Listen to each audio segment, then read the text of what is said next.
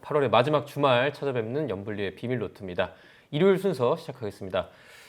이사님, 9월 첫째 주 증시 살펴보려고 하는데요. 주요 일정부터 챙겨보죠. 네, 9월 2일은 이제 한국의 8월 수출 데이터가 발표되고요.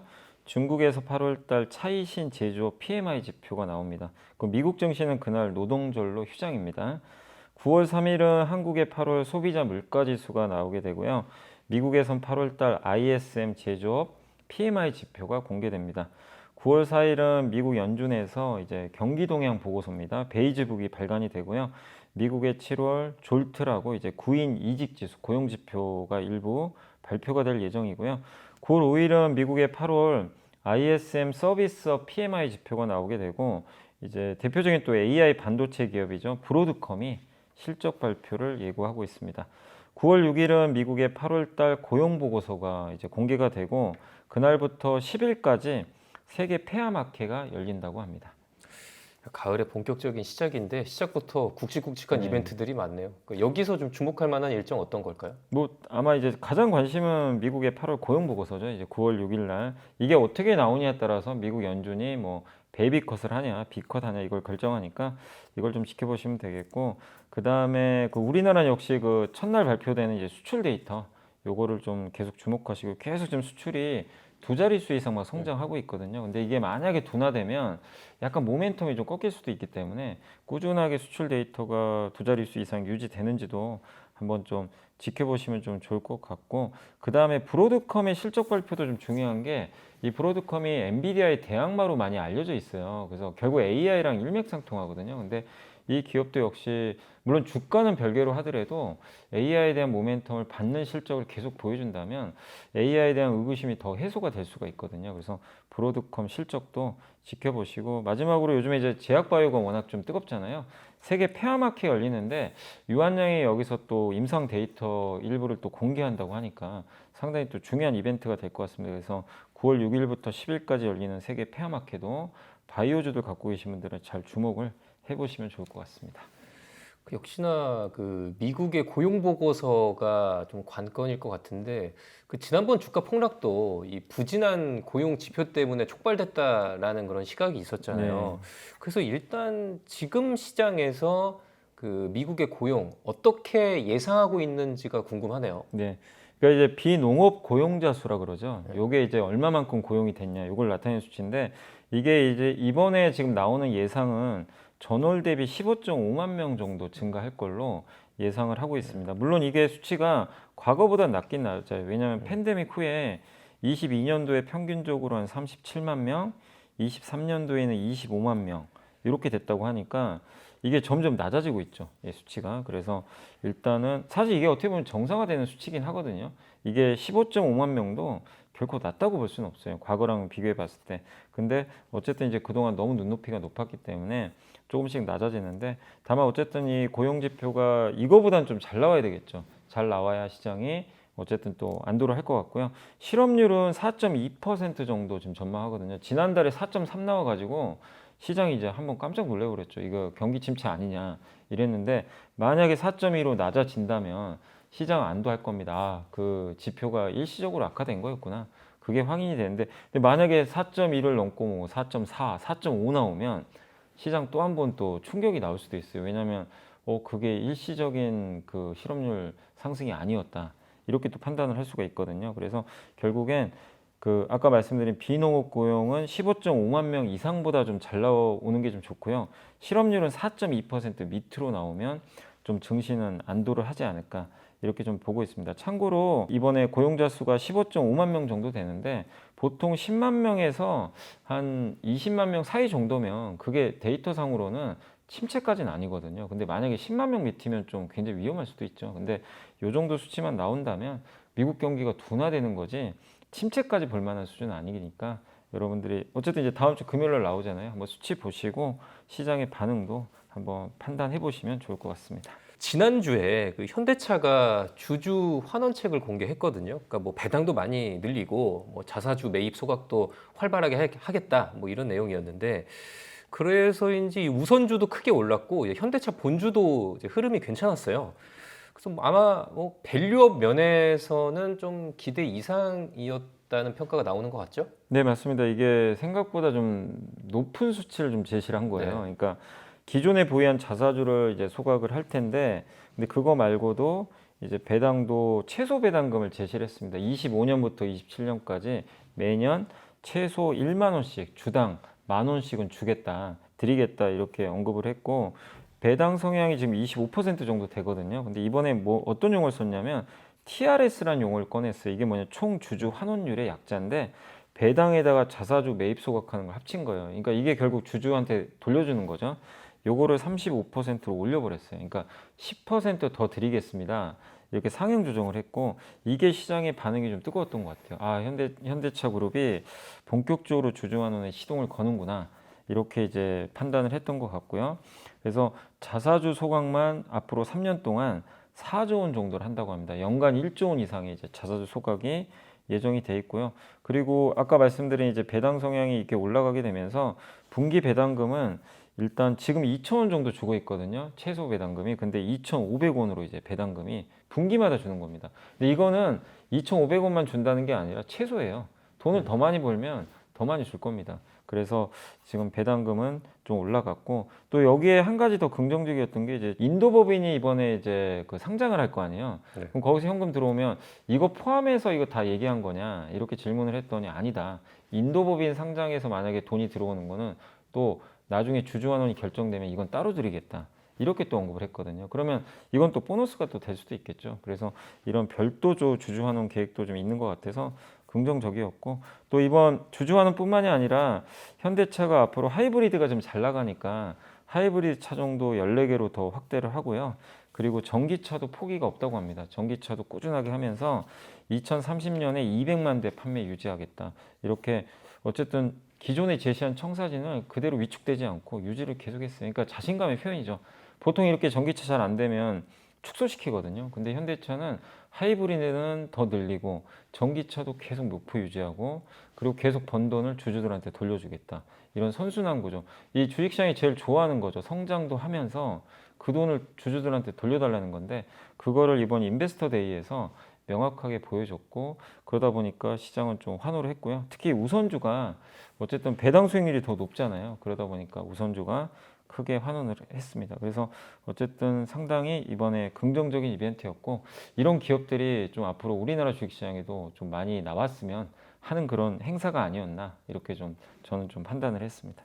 2차 전지 얘기해 보죠. 그 삼성 SDI가 이제 GM이랑 손을 잡고 미국의 배터리 공장 만들겠다고 공시를 했습니다. 네. 캐즘 우려가 나오긴 하지만 일단 공격적으로 투자를 해 보겠다라는 것 같은데 이번 가을 좀 2차 전지 전망 좀 짚어 주시죠. 일단 이제 이게 저도 좀 깜짝 놀랐던 게 원래 작년에 이 얘기들이 나왔어요. 한다고. 근데 이제 지금 뭐 올해 상반기 분위기 보시면 다 막 취소하거나 연기시켜 버리거나 이런 분위기였죠. 2차 전지가. 그래서 배터리 공장 이거 예정대로 할까 이런 좀 이제 우려감들이 있었는데 삼성 SDI는 일단 예정대로 공시를 해버렸어요. 그리고 이게 돈도 많이 듭니다. 2조 2,930억이니까 GM도 한 2조 투입하거든요. 그러니까 합쳐서 4조가 넘어요. 그래서 각각 이제 승부를 건 거고 사실 물론 이제 GM은 미국에서 지금 테슬라 제외하고는 굉장히 전기차에 좀 열정적이에요. 포드는 좀 반대죠. 그러다 보니까 어쨌든 삼성 SDI랑 손을 잡고 지금 미국에서 좀 어려운 환경이지만 미래를 대비해서 투자를 하는 것 같고 근데 원래 GM의 주요 배터리 관련된 회사는 LG거든요. 근데 왜 삼성과 손을 잡았을까?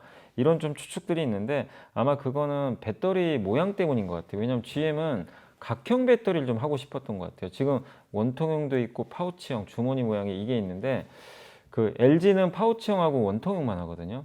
각형을 우리나라에서 하는 기업은 삼성 SDI밖에 없어요. 그러다 보니까 삼성 SDI에 좀 손을 잡아서 왜냐면 각형이 조금 이게 네모나게 생겨서 좀 안정적이거든요. 그러다 보니까 배터리 화재 사고에 조금 그래도 강점이 있지 않을까 이렇게 해서 한번 손을 잡았던 것 같고 그리고 GM은 원통형뿐만 아니라 아니면 파우치형 각형까지 포트폴리오 다 구축을 하고 싶었던 것 같아요. 근데 LG나 아직 SK온 같은 경우는 이게 구축이 좀 뭐 계획은 있는 것 같은데 삼성 SDI는 이미 지금 양산을 하고 있거든요. 그래서 삼성의 손을 잡고 요 공장을 이제 만들기로 결정한 것 같습니다. 어쨌든 GM과 삼성의 이번 결정은 그동안 계속 연기하고 좀 부정적이었던 이런 투자 심리를 상당히 긍정적으로 돌리는데 일조를 했고요. 실제 이거 발표하고 나서 그 다음날 LG엔솔 주가가 오히려 막 폭등을 해버렸거든요. 그 얘기는 아, 기업들은 투자를 줄이진 않는구나. 예정대로 하긴 하는구나. 그러면 2차 전지에 대한 심리가 좀 바뀔 수 있다는 거죠. 그래서 저는 이번 공시는 상당히 의미가 있고 2차 전지 바닥을 형성하는 데 긍정적이고 이 기세를 몰아서 전기차 판매 데이터만 조금이라도 좀 개선된다면 아마 가을에는 조금 더 나은 분위기 연출되지 않을까 이렇게 좀 생각은 하고 있습니다. 요즘 바이오주들이 뜨거운데요. 그러다 보니까 복제약, 바이오 시밀러에 대한 관심도 많아진 것 같습니다. 근데 지금 미국에서는 그 의약품 중개 회사라고 하죠. 이제 PBM들이 이제 급여 항목에 오른 약들을 뭐 제외하거나 좀 조정하는 모습들이 좀 보여지고 있다면서요. 근데 이런 이슈들은 시장에 어떤 영향을 끼치게 될까요? 그러니까 이게 미국은 우리나라랑 다르게 이 PBM이라는 회사들이 급여 목록을 결정을 해요. 여기다 이제 처방약을 이제 그 대상을 좀 올려놓고 그럼 그거 보고 이제 보험사들도 그렇고 이제 의사들이 처방을 하거든요. 네. 근데 여기에 안 올라가면은 처방을 하기가 쉽지가 않아요. 사실 이제 급여를 못 받으니까. 그래서 이들의 힘이 굉장히 센 편입니다. 근데 지금 최근의 특징이 보통 이런 회사들은요, 이제 보통 수수료 같은 건 좀 받기 때문에 비싼 약을 보통 등재를 많이 시켜요.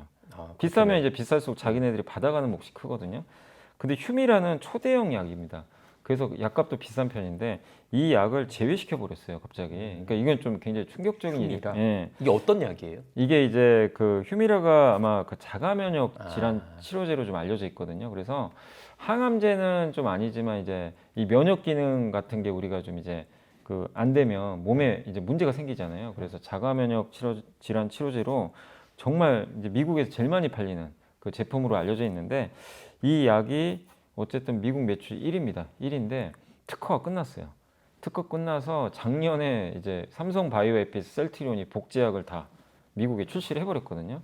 근데 미국 정부 정책도 최근에 뭐냐면 바이오시밀러를 좀 약간 우대하는 쪽으로 가는 정책들이 좀 나오고 있어요. 왜냐면 약가를 떨어뜨려야 되거든요. 미국 정부 입장에서도. 근데 이 PBM이 휴미라를 제외시켜 버렸습니다. 그래서 이게 미국 대형 의료기업 시그나 그룹의 산하 에보노스 헬스 서비스라고 하는데 여기가 미국의 그 여기 사업부 중에 하나가 익스프레스 스크립트라고 있어요. ESI라고 하는데 이 회사가 미국 3대 PBM 중에 하나예요. 굉장히 이제 파워가 있죠. 여기서 급여 목록에서 제외를 시켰습니다. 그리고 여기에 그러면 이제 뭐가 들어가냐면 이 바이오시밀러가 이제 들어가게 돼요. 그러면 복제약을 이제 처방하라는 얘기죠. 그럼 바이오시밀러 회사 입장에선 휴미라 대신에 이제 자기네 제품들이 들어가니까 처방 목록에 그럼 앞으로 처방이 늘 수밖에 없죠. 그래서 상당히 바이오시밀러한테는 의미 있는 상당히 이제 그런 좀 이번에 좀 이벤트가 좀 발생을 했고 신약 개발 회사들은 이제 더 조급해지겠죠. 이런 것들이 이제 앞으로 계속 나올 수도 있기 때문에 반대로 우리 한국은 사실 바이오시밀러 굉장히 강국이거든요. 그래서 한국의 대표적인 셀트리온이나 삼성 바이오에피스한테는 이런 정책적인 부분들이 상당히 좀 긍정적일 수 있다. 이렇게 좀 그래서 미국의 지금 제약 바이오 시장이 좀 어떻게 바뀌는지 한번 여러분들도 고민을 해보시면 좀 좋을 것 같습니다.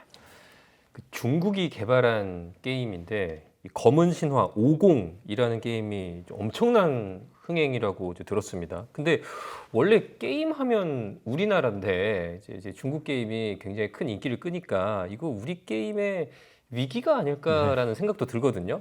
그래서 이번 가을 좀 게임주 투자 좀 어떤 시각으로 바라봐야 될까요? 게임도 워낙 많이 빠져서 이게 참 물려 계신 분도 많고 네. 고민이 크죠. 이거를 가져갈까, 딴 걸로 교체를 할까, 살까. 되게 좀 의견들은 갈리는데 어쨌든 근데 굉장히 충격적인 이벤트 맞아요. 중국이 이렇게 게임을 잘 만들었나? 저도 영상을 봤거든요. 그래서 많은 이제 그 게임 스트리머 분들이 이제 50이란 게임을 실제로 게임하는 장면들이 많이 나와 있어요. 조회수도 높은데 보니까 저도 이제 영상으로만 봤지만 정말 퀄리티가 대단한 것 같아요. 어쨌든 스팀이라는 곳에서 거기가 이제 게임 플랫폼 회사인데 어쨌든 역대 최단 시간 1000만 장을 판매를 해버렸어요. 그러니까 게임 역사상 지금 최고의 기록을 경신해버린 거죠. 그래서 스팀에서 최대 동접자가 그러니까 이 게임을 하기 위해서 241만 명이 동시에 접속을 해 있는 거예요. 굉장히 기록적인 얘기죠. 그래서 그만큼 경쟁력이 올라왔다. 이거는 우리한테 위기이기도 하지만 또 왜 기회라고 생각하냐면 그동안 우리는요 모바일 게임만 거의 집중적으로 했었죠. 그래서 모바일 게임 뭐 리니지도 있었고 굉장히 돈도 많이 벌었죠, 기업들이. 근데 거기에 너무 안주했어요, 사실은. 근데 여기도요, 좀 위기가 뭐냐면 국내 모바일 게임 순위도 보시면 구글 플레이 모바일 게임 탑 5 중에 3개가 중국 게임이 들어가 있어요. 그러니까 굉장히 위기는 맞아요. 거기다가 지금 이번에 나온 50이라는 이 게임은 게임기로 하는 게임 있죠. 그 콘솔 게임이라고 하는데 여기 대상으로 출시한 거거든요. 이거는 우리가 되게 약한 분야죠. 그래서 중국이 어느새 모바일뿐만 아니라 우리가 약한 부분까지 다 지금 침투를 하기 시작한 거예요. 그러면 이거는 분명히 위기지만 게임 업체들 입장에선 방향을 잡을 수 있는 또 기회라고 보는 게, 모바일은 우리가 어차피 잘했으니까 모바일도 계속 잘해야 되겠지만 방향을 이제는 콘솔 게임으로 확실히 잡아야 되는 것 같아요. 그쪽을 공략을 해줘야 주가도 올라가고 시장에서 높은 프리미엄을 저는 준다고 생각합니다. 옛날처럼 모바일 게임 1등 한다고 이제 높은 점수를 줄 시대는 아니거든요. 그건 끝났고, 이제 근데 우리나라에서도 보면 네오이즈의 피해 거짓, 넥슨의 퍼스트 디센던트, 시프트업의 스텔라 블레이드란 게임이 실제로 콘솔 게임으로 나왔었어요. 히트를 쳤거든요. 그래서 그때 당시에 주가들도 괜찮았는데 얼마 전에 그 시프트업이란 기업도 스텔라 블레이드 이거 흥행해서 상장까지 했어요. 굉장히 높은 가격에. 그렇기 때문에 이걸 통해서 우리가 느낄 수 있는 건 이제 모바일 게임만이 아니라 콘솔 게임 포트폴리오를 잘 갖춘 기업들이 이제는 선택을 받을 수밖에 없다. 그래서 그런 기업들이 어느 게임사인지 한번 잘 살펴보시고 그런 쪽에서 뭔가 성과를 보일 만한 기업이라면 저는 한번 투자해보는 것도 나쁘지 않다고 보고 있고요. 그리고 SK증권에서 나왔던 자료인데 이 남효지 연구원님이 그런 관점에서 크래프톤은 좀 탑픽으로 꼽아주셨는데 거기에 또 관심 종목으로 네오이즈라는 회사가 있습니다. 그래서 이 네오이즈가 작년에 피해 거짓이란 콘솔 게임을 내놨거든요. 그래서 이렇게 좀 프리미엄을 받을 수 있는 기업들이 좀 우리 한국에서도 나올 수가 있으니까 한번 콘솔 게임을 어느 정도 성과 내는지 한번 여러분들이 앞으로 거기에 포커스를 맞추시고 보시면 또 좋을 것 같습니다. 알겠습니다. 그 이번 달 밸류업 지수가 발표된다고 하죠. 그 밸류업 열심히 한 이런 상장사들 위주로 구성된 지수를 발표하겠다는 건데 올해는 이제 증권가 격언도 있잖아요. 네. 찬바람이 불면 이제 배당주 사라. 이런 얘기가 있다 보니까 배당주에 대한 관심이 많아지는 것 같습니다. 그래서 이사님께서 배당 수익률 높은 기업들 몇 개 소개해 주실 수 있을까요? 네, 일단 이제 보통은 좀 4, 5월이 더 좋긴 해요. 왜냐면 그때는 관심들이 없어가지고 주가가 더 싼데 그래도 항상 이 연말에 사시는 것보다는 배당주는 이렇게 찬바람 불기 전에 관심 갖는 것도 필요하고 또 거기다가 좀 밸류업까지 있기 때문에 더 관심이 부각되지 않을까 싶습니다. 그래서 몇 개만 좀 소개해드리면 아까 인베스터데이도 말씀드렸지만 현대차 EUB, 그러니까 우선주죠. 우선주가 주가 좀 최근 올라왔어요. 그래서 배당 수익률이 조금 낮아지긴 했지만 그래도 한 6% 가까운 배당 수익률 지금 예상을 하고 있어서 여전히 높은 배당을 좀 예상하고 있고 그 광고 기획사죠. 제일기획도 지금 주가 이제 광고가 너무 안 좋다 보니까 주가 빠져 있는데 워낙 현금 흐름이 좋아요. 그래서 벨기에 그 과거 배당을 염두에 봤을 땐 한 6% 정도의 배당 수익률은 나올 것 같고 그다음 통신주 아까 일부에서 말씀드렸죠. LGU 플러스가 한 6.6% 정도, KT가 한 5% 정도 배당 수익률이 예상되니까 한번 지켜보시고 그다음 교육주 중에서 디지털 대성이라고 있습니다. 이 회사가 그 저번에 공시를 했거든요. 올해 500원 정도의 배당을 계획을 하고 있다. 근데 500원으로 계산을 했더니 배당 수익률이 한 7% 가까이 나옵니다. 그래서 배당주로 한번 주목해 보시면 좋겠고 마지막으로 아까 제일기획과 어떻게 보면 경쟁사죠. 그 이노션, 현대차그룹의 광고 기획사거든요. 여기도 한 배당 수익률이 한 6% 가까이 나오니까 이런 기업들의 특징이 다 뭐죠? 현대차 뭐 우선주 제외하고는 대부분 성장을 그렇게 강하게 하는 회사들은 아니지만 현금을 꾸준히 잘 버는 기업들이죠. 그래서 이런 좀 기업들 한번 여러분들이 배당 수익률이 높으니까 한번 고민해 보시는 것도 좋을 것 같습니다. 8월 증시는 좀 많이 힘들었습니다. 근데 원래 좀 8월이 좀 주가가 많이 오르지는 않는 달이라고 저도 개인적으로 네. 알고 있거든요. 이 9월 좀 어떤 투자 전략을 가지고 대응하는 게 좋을까요? 사실 이제 미국이나 한국이나 어쨌든 위가 열리려면 결국 반도체가 열어줘야 되는데 엔비디아도 좀 쉬고 있고 우리나라 하이닉스, 삼성전자도 좀 부진하기 때문에 이게 분위기가 갑자기 바뀌면 좋겠죠. 근데 그럴 이벤트가 아직은 없고요. 9월 말에 26일 날 마이크론 실적 발표가 있어요. 그러니까 그때 뭔가 좀 분위기가 바뀌면 다시 랠리가 나올 수 있는데, 근데 그 전까지는 이벤트가 좀 없는 구간이라 일단 저는 9월 한 중순까지, 그러니까 또 우리가 추석 연휴까지 좀 있기 때문에 일단 좀 박스권 흐름, 좀 지지부진한 그런 흐름으로 보시면 좀 좋을 것 같고, 다만 이런 좀 한두 달 정도의 기간 조정을 잘 활용하신다면 결국 또 강세장이 좀 나왔을 때 수확을 거둘 수 있기 때문에 도망가는 전략보다는 어쨌든 좀 비중을 늘려가는 그런 조정을 좀 활용하는 전략이 좀 필요하다, 이렇게 보고 있고, 그리고 결국 9월 달에는 계속해서 저는 바이오가 주도를 할 것 같고, 왜냐하면 9월에 학회가 두 개나 있어요. 두 개가 있기 때문에 아까 말씀드린 폐암 학회도 있고, 그 다음에 유럽 종합학회도 지금 9월 13일부터 17일까지 또 열리거든요. 이런 학회들이 좀 남아있기 때문에 결국엔 바이오가 좀 계속해서 시장을 주도할 것 같고, 또 9월 날짜는 정해지지 않았지만 밸류업 지수 발표가 예정이 돼 있거든요. 그래서 밸류업에 대한 관심들도 계속해서 이어지지 않을까라고 좀 보고 있습니다. 그래서 이런 바이오 밸류업주들하고요. 또 거기다 금리 인하가 이제 시작이 되겠죠. 9월 18일 날 FOMC가 열리니까, 그래서 금리 인하 수혜주들까지 해서 한번 좀 관심을 가져보시고, 되도록이면 또 바이오를 제외하고는 너무 오른 기업들보다는 좀 아까 또 잠깐 말씀드렸지만 좀 소외된 낙폭과대주 중심으로도 한번 반등을 기대해보는 그런 전략들도 저는 좀 괜찮지 않나, 이렇게 좀 생각을 하고 있습니다. 그래서 여러분들이 9월까지 너무 막 적극적으로 덤비거나 아니면 도망가거나 그게 아니라 조금 이제 여유를 가지시고 조정받을 때 좀 앞으로 나아질 기업들을 차근차근히 모아가는 그런 전략으로 임하시면 결국 어느 시점에서 강세장 왔을 때 좋은 결과가 오지 않을까, 이렇게 예상을 하고 있습니다. 알겠습니다. 이제 마지막 순서죠. 염이사님이 선정한 이번 주의 보고서 어떤 주제입니까?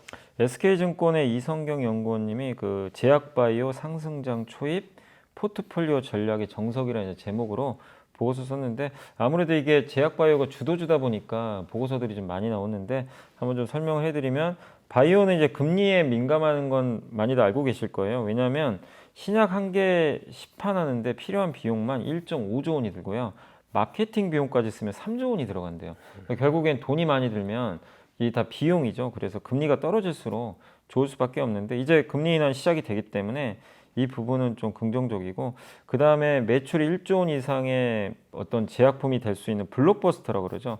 이 블록버스터 제약이 될 확률은 사실은 15%밖에 안 된다고 합니다. 굉장히 확률도 좀 떨어지기 때문에 그게 된다는 건 굉장한 좀 일이다. 그래서 이거를 어쨌든 이런 블록버스터를 만들어내야 또 돈을 회수할 거 아니에요. 그렇죠. 그래서 더더욱 이자율에 민감할 수밖에 없다. 그렇지만 염두에 둘 거는 금리가 만병통치약은 아니다. 금리 떨어지니까 뭐 바이오가 다가고, 그건 아니라는 거죠. 결국 바이오의 또 주가를 하나 결정하는 건 기술적 성과죠.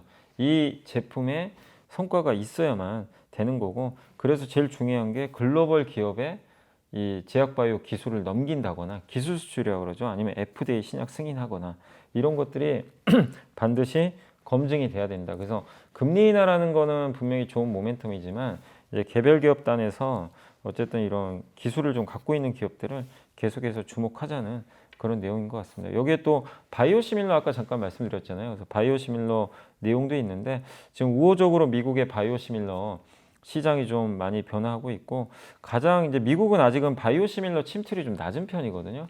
낮은 편이 이유 중에 하나가 대체 처방 가능성 인정 여부라고 하는데, 이게 뭐냐면 이게 바이오시밀러는요, 원 바이오 의약품 신약하고 똑같아요. 사실은 효능도 똑같고, 그래서 이제 복제약으로 승인을 해준 건데, 사실은 이제 의사 입장에서는 이 바이오시밀러를 그냥 대체 처방해도 크게 문제가 없을 것 같지만, 일단 미국에서는 대체 처방을 하고 싶으면 임상을 또 따로 또 해야 돼요.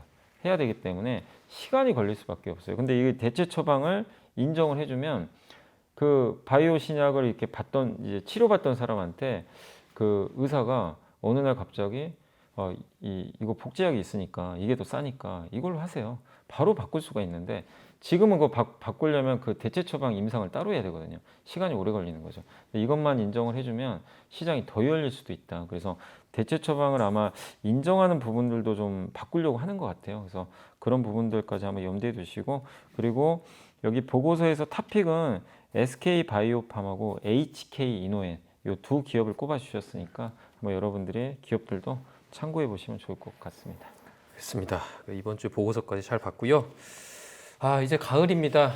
네, 올해는 금리 인하와 미국 대선까지 참 많은 이벤트들이 남아 있는데요.